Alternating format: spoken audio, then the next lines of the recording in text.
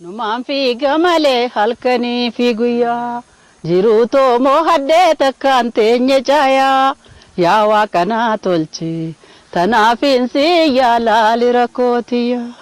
Numaan fiiga malee halkanii fi guyyaa jiruutoo moo haddee takkaan teenye caayaa yaa waaqanaa tolchi tanaafiinsi yaalaali rakkootiya.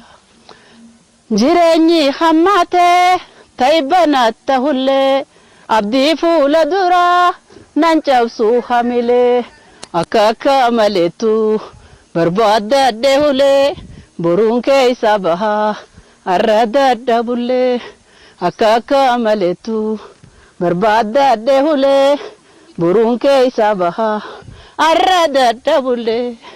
Numaan fiiga malee halkanii fi guyyaa jiruutoo moo haddee takkaan teenye caayaa yaa waaqanaa tolchi tanaafiinsi yaalaali rakkootiya.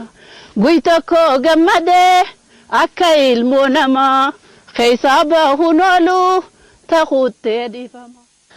Ni dullaa nammallee ni dullaa ni moonaa nammallee ni moonaa diinaa alaa keessaa firraa dhabamsiifna ammallee ni moonaa. Ni dullaa nammallee ni dullaa ni moonaa nammallee ni moonaa shaabiyaa dangaarraa firraa dhabamsiifna ammallee ni moonaa. Qabsoon teenya ganaa bara ammallee ni dullaa hamma dhabamsiifnu way wallaalaa fi beelaa way wallaalaa fi beelaa. Gariin hogguu sibiraa qofa yaadaan sifiraa gariin hogguu sibiraa qofa yaadaan sifiraa.